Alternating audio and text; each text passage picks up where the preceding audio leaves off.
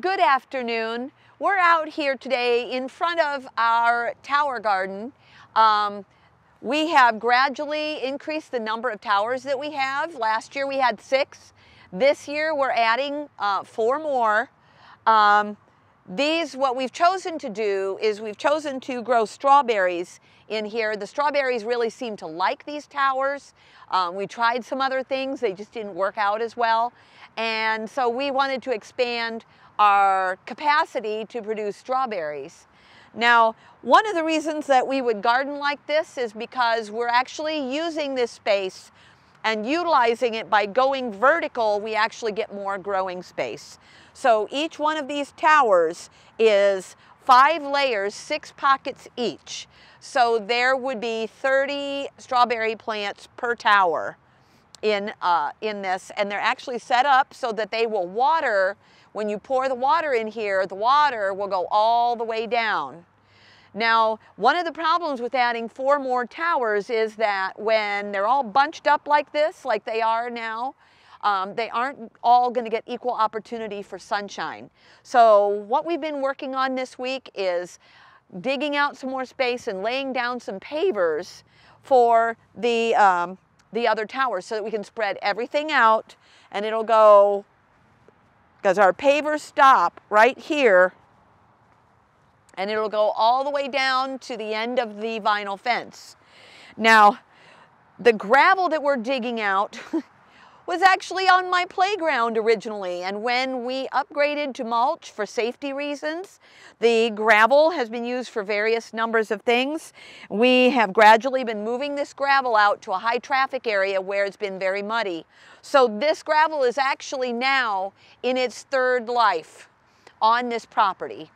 Side of the fence from where we're digging out the gravel. This space was a space that was hard as a rock. Tried to grow everything, and in my brilliance I put some mint in here. Now we have mint all over the yard. It invades different places of the garden. I thought because I had a nice boundary here around the edge of the patio that the mint would stay put. That has totally not happened. Now, what we did do as part of this project is we did excavate out all of the mint that we did not want. This plant right here is actually a native mint.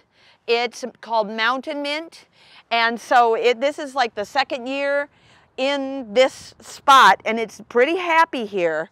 It's going to be something that can hold its own in this space, but it's not going to be quite as invasive as the other mint. One of the things that we are going to try to do with this space is to put something else in some of the open space to compete with the mint that we do not want to grow back in here.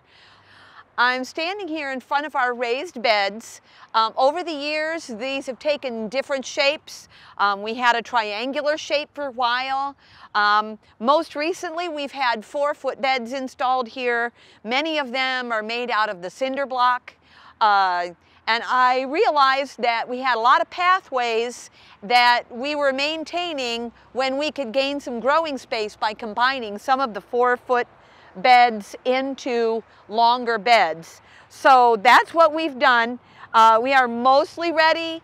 We've got to go ahead and fill these up, and then we'll be ready to plant. And that's a good thing because we only have a couple of weeks before we're going to go absolutely hog wild on getting some plants in the ground. I am standing here in front of the very first Christmas tree that we ever had when we moved into this house.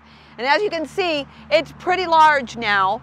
And what I had decided to do a few years ago was to see if I can get some plants to work together underneath this Christmas tree for food production in addition to beauty.